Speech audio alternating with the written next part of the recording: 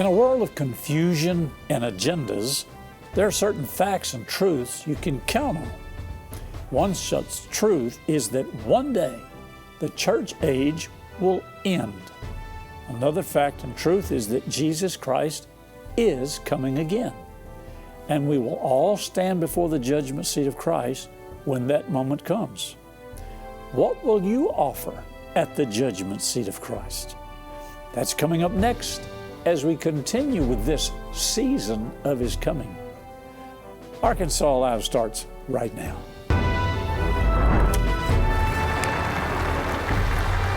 Before we get into our conclusion and our final statement, what will you offer at the judgment seat of Christ? Let me ask you this question.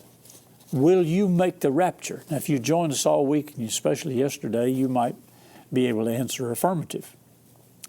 The rapture of the church is referred to in 1 Thessalonians 4, 2 Thessalonians 2, 1 Corinthians 15. There are events that will take place in heaven that depend on the rapture of the church. In other words, if there is no pre-tribulation rapture, then these events that we've read about and studied and are in the Scriptures are of no significance. But there are several events in heaven that include the saints. And I always remind people that believe that the church is going to go through the Great Tribulation period, that after Revelation chapter 4, the church is never mentioned again as being on the earth. After Revelation chapter 4, the church is in heaven with Christ, not on the earth. So the church could not possibly go through all of the events that are going to take place during the Great Tribulation period. You got to realize the Great Tribulation period is not for the church. The body of Christ has been caught up to meet Christ in the air, and for specific reasons. Here are some of the events in heaven that include the saints. Revelation chapter 19, verse 7, the marriage supper of the Lamb. Now, if you're taking notes, write that down. The marriage supper of the Lamb. That's when the saints of God, the believers, the Christians, the church, all meet together with Jesus, that we have the marriage supper of the Lamb. I've related this several times. My wife, Jeannie, in a time of worship and prayer and with the Lord, just worshiping Him, loving Him, she just said, "Oh, Lord, I want to touch you." And He said, "You can touch me when you get to heaven." And she said, "Lord, everybody's going to want to be touching you when we get to heaven." He said, "At the marriage supper of the Lamb, I will personally serve you, and you can touch me then." Whew. Wow. Think of it, folks. I mean, it's time to start thinking these things. Think this through. This is real. This is coming to pass. It is going to happen. The Bible says it is. Now, either you believe the Bible or you don't. And, you can struggle with it if you want to, but there's no need for it. So, the events in heaven include the marriage supper of the Lamb, Revelation 19:7. The marriage of the Lamb, the marriage of the Lamb, 19:7. The marriage supper of the Lamb, Revelation 19:9. And then the opening of the seals. Now let me go over here and read this, because I think it's important with all of the speculation going on in the church today. Revelation chapter 5, and let's look at verse 2. Revelation 5:2. But first let me read Revelation 4, verse 1. After this I looked, and behold, a door was opened in heaven, and the first voice which I heard was as if it were a trumpet talking with me, which said, "Come up here, and I will show you the things which must be thereafter." Thereafter what? Thereafter the church age. Let me show you what's going to happen after the church age has ended. Now that sets the time. And notice the language come up here. I heard a trumpet. Thessalonians says we'll hear the trump of God and we'll be caught up together with him. It says we hear the trumpet and it says, come up here. I will show you things which must be hereafter, after the church age. Immediately I was in the Spirit, and behold, a throne was set in heaven, and one sat on the throne. Now, let's go over to Revelation chapter 5, and what does say? Verse 2. And I saw a strong angel proclaiming with a loud voice, who is worthy to open the book and loose the seals thereof. Now, if you go on and you read all the things that they're referring to, the seals, you get over to chapter 6, and you hear them talk about the seals, the noise of thunder, the four beasts, just a couple of these things. There was there was a white horse. There was a third seal. There was a black horse. There was a sixth seal, a fifth seal. There was a sixth seal, different colored horses. Now, let me ask you a question. When all these things are being poured out on the earth, and these are plagues and death and hell and troubles and tribulations, where is the church? Where is the church? The church is not mentioned at all after Revelation chapter 4. Where is the church? We left the church in Revelation chapter 4, verse 1 and 2. We left the church in heaven. Come up here. I will show you things that must be hereafter, after the church age.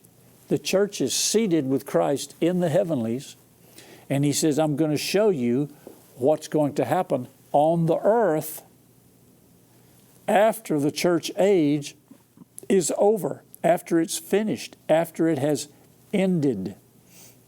And immediately I was in the Spirit, and the throne was set in heaven, and one was set on the throne. So it's very plain to see that the church is no longer on the earth as these seals and horses are released and pouring out all the plagues and the ills.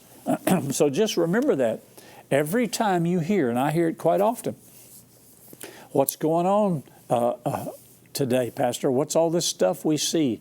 And you'll hear well-intended prophetic teachers say, well, this is the sixth seal, or this is the, and they'll name a color of a horse. This is such and such a horse, or this is a seal, or etc., being poured out. Not true. These seals and riders cannot take place until after the catching away of the church. Now let me go back over to Thessalonians, I think is where I want to go. I didn't have my marker in here, so bear with me. Okay, let's go to First Thessalonians, 2 Thessalonians. Here we go, 2 Thessalonians chapter 2. Now we beseech you, brethren, by the coming of the Lord Jesus Christ, and by our gathering together unto Him, that you be not soon shaken in mind, or be troubled, neither by spirit, nor by word, nor by letter, as from us, that the day of Christ is at hand. Let no man deceive you by any means. That day shall not come, except there come a falling away first. Did you hear that? Falling away first, that the man of sin be revealed, the son of perdition. You can translate it this way, paraphrase it. until the departure of the church. You don't need to be afraid. You don't need to be fearful. Don't be troubled. As that day of Christ is at hand, the day of Christ talking about the judgment, let no man deceive you by any means. That day shall not come except there be a departure of the church, until after the church leaves. After the church is caught up together to meet the Lord in the air, after we go into the marriage supper of the Lamb, the marriage of the Lamb, the marriage supper of the Lamb, after we are enjoying the rewards at the judgment seat of Christ, where we are rewarded for that we have done in the body, then will the man of sin be revealed, the son of perdition. Every character has its place. Excuse me. The man of sin, the Antichrist, the false prophet, all of the characters in that tribulation story cannot and will not be revealed until after the church has departed. So it is utterly useless to speculate who these people are. Your speculation will come back to bite you, because if you project and propose this is going to be the Antichrist and this is going to be the false prophet, in the first place, if you're a born-again believing Christian and go up in the rapture, you won't be here anyway. It's good for you to know that all this is going to happen, but don't get off on that rabbit trail. Like one preacher said, he said, I used to know who the Antichrist was. He said, I had lots of Antichrists, but they all died. So don't speculate. Hilton Sutton, probably one of the world's foremost teacher on the book of Revelation, prophecy, end times. And then Charles Capps, dear friend of mine, you see Charles's program right here on VTN every Saturday. They both said the same thing. Do not speculate. You can teach, you can admonish, you can learn, you can rehearse, but don't speculate as to who, when, why, here, so forth, because you just discredit the Scriptures. If God had wanted you to know these things, He would have told you, He would have put them in there.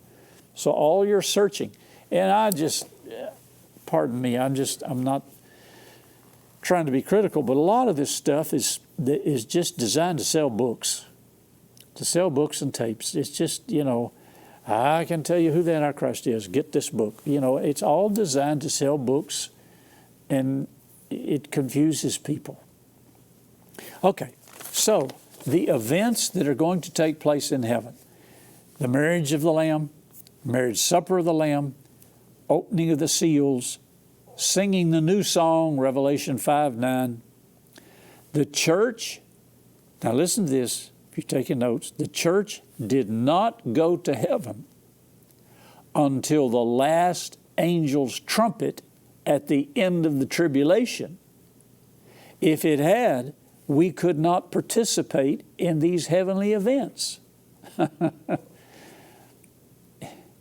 So if you leave the church on the earth, didn't go up in the catching away, didn't go up in the rapture, then who is going to attend to the judgment seat of Christ? Who's going to attend the marriage supper of the Lamb? The church won't be there if the church goes through the tribulation. Now, I know what a lot of you think, and some preachers preach that the church will be raptured at the end of the tribulation. Well, still, you still miss all of these events that are going on. Okay, there is a difference between Christ's appearing and His return. I want to say that again, because in the rapture, He appears in the heaven. There's an appearance. We go to meet Him. We're changed. You have to be changed to be caught up, to be raptured. You can't take on an incorruptible, immortal body without being changed, because now you have a corruptible, mortal body. To have an incorruptible, immortal body, you have to be changed. So you're going to be changed in the twinkling of an eye. So if the church didn't go to heaven until the last angel's trumpet at the end of the tribulation, there's no church to participate in these heavenly events. Now, let's go back to the appearing. The appearing is when he appears in the clouds, and we go to meet him. His return is when he comes back and every eye sees him. He steps down, he puts his foot on the Mount of Olives, splits that mountain, walks across that Kidron Valley and walks right through that golden gate that's sealed up by the Turks today. That's the difference between his return and his appearing. And when he does all that, when he steps down on the Mount of Olives, splits that mountain, and I've been there many times, and walks across the Kidron Valley, and he goes into that old temple city, the old city gate, and when he does all that, we're going to be with him. We'll be with him.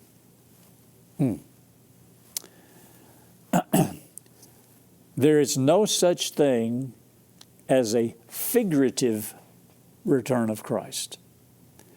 Figuratively so, not so.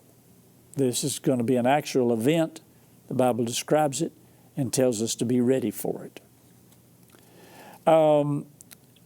People who call attention to themselves as to how spiritual they are attempting to gain a following by deception.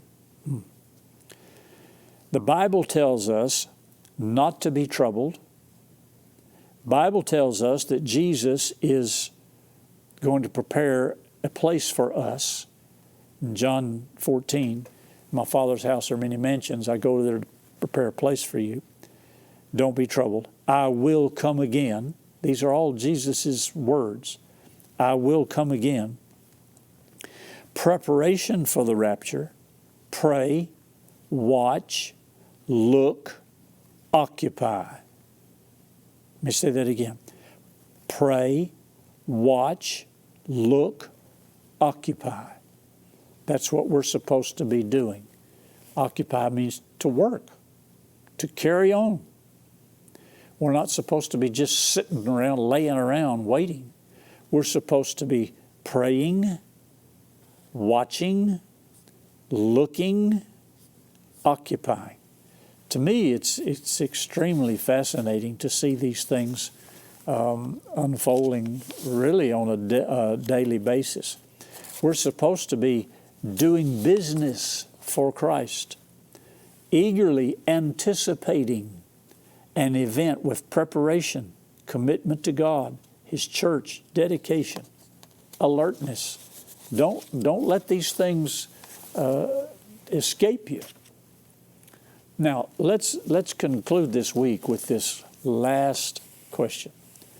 What will you offer at the judgment seat of Christ? Whew. You're going to stand before the judgment seat of Christ. What are you going to have to offer?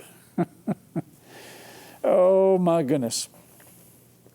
You know, some Christians think that they're going to have to give account of every evil thing that they've ever done in their life. And it just scares them cross-eyed. No, that's not you. Every evil thing that you did in your life has already been covered under the blood. It's in the sea of forgetfulness. Besides that, you couldn't remember every evil deed that you did. Now, let's look here at this a minute.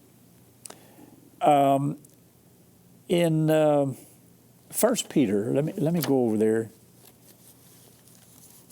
1 Peter chapter 4, verse 17. It says, 1 Peter chapter 4, verse 17. For the time is come that judgment must begin at the house of God.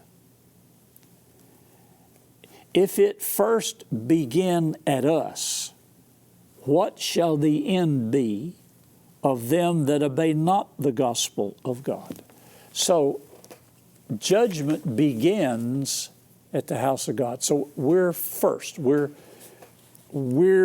first to judge ourselves, prepare ourselves, what we will offer at the judgment seat of Christ. The Apostate Church is the church that has defiled themselves. The wicked world, nation living in the flesh, Satan and the wicked dead. We can see some of these played out in parables. If we have time, we might try to capture some of this. I would say that we would need to be in a state of self-evaluation, judgment all the time over ourselves. Just do this on a daily basis. My wife and I take communion, the two of us, at home on a regular basis. Sometimes it's daily, sometimes every other day, whatever. But we do a daily confession and we take communion. Preparing ourselves, judging ourselves. Judgment begins first at the house of God, staying ready. Because you don't know when the rapture of the church is going to take place. It could take place anytime. And I'm not talking about getting legalistic. If you get into legalism, you've missed the whole point. But stay in an attitude of readiness.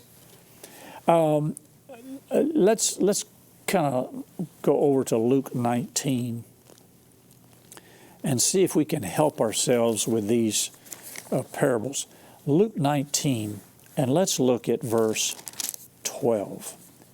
He said, therefore, a certain nobleman went into a far country to receive for himself a kingdom and to return. And he called his 10 servants and delivered them 10 pounds and said unto them, occupy till I come. Now this is a type and shadow of the rapture. The citizens hated him, sent a message after him, saying, we will not have this man reign over us. And it came to pass, when he was returned, having received the kingdom, then he recommended these servants to be called unto him, to whom he had given the money, that he might know how much every man had gained by trading. Then came the first, saying, Lord, thy pound hath gained 10 pounds. And he said unto him, well, good servant, because you've been faithful in a very little, you have authority over 10 cities. And the second came, saying, Lord, thy pound hath gained 5 pounds. And he said likewise to him, be thou over 5 cities. And another came, saying, Lord, here is thy pound, which I have kept laid up in a napkin. For I feared thee. There's the key to understanding this guy's problem.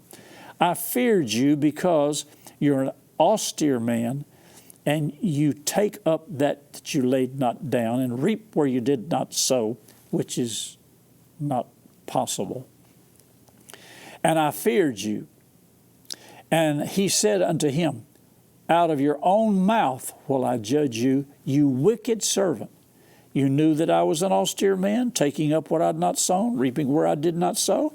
Then you should have given my money to the bank, that at my coming I might have required my own usury. If you really believe that, he didn't believe that. That was an excuse. He said, take then from him the pound and give it to him that hath 10 pounds. For I say unto you that unto every one which hath shall be given, and from him that hath not shall be taken away from him. In other words, God is rewarding the faithful. Here it is. He uses this as an example. The parable of the pounds. 10 pounds first, 5 pounds, 1 pound. Wicked nation. Saints first. Ungodly church. Ungodly nation. Revelation 4, saints seated in heaven. Chapter 5, Great Tribulation period.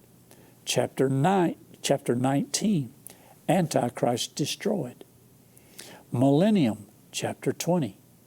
Great White Throne, New Heaven, New Earth, chapter 21. Judgment by fire.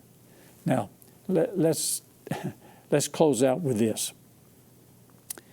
1 Corinthians chapter 3, and here's how the judgment is going to be metered out. 1 Corinthians chapter 3, and let's look at verse 11. For other foundation can no man lay than that is laid, which is Jesus Christ. He is the foundation. If any man build upon this foundation, gold, silver, precious stones, wood, hay, stubble, every man's work will be made manifest. For the day shall declare it, because it shall be revealed by fire, and the fire shall try every man's work of what sort it is. So what are you going to present? What are you going to offer at the judgment seat of Christ? Wood, hay, and stubble? Fleshly, carnal? Or gold? Are you going to reveal the foundation that you built upon? Christ? Gold, silver, precious stones? If any man's work shall be burned, he shall suffer loss. But he himself shall be saved, so yet as by fire. So here it is. What are you going to offer? Foundation, Jesus Christ. Everything I did based on that. Account of yourself. Give account of yourself, what you've done in the body. Good, bad. What did you build upon? You're going to be rewarded for those works. Was it for you or was it for the kingdom? What was the attitude? What was the intention? What was your motive? Get all that squared away. That's what you're going to offer at the judgment seat of Christ. Thanks for joining us. Remember, Jesus is Lord of Arkansas, and wherever in the world you're watching too. Send your questions, comments, and testimonies to Happy Caldwell at Post Office Box 26207, Little Rock, Arkansas 72221, or email happycaldwell@vtntv.com. Remember to follow VTN on Facebook at VTN Your Arkansas Christian Connection, and follow Happy Caldwell on Twitter at Happy_Caldwell. VTN is on Roku. Search VTN in the channel store and add us to your lineup. Today's episode is available to watch on demand at VTNTV.com and click Watch. You can also watch VTN via live stream at VTNTV.com.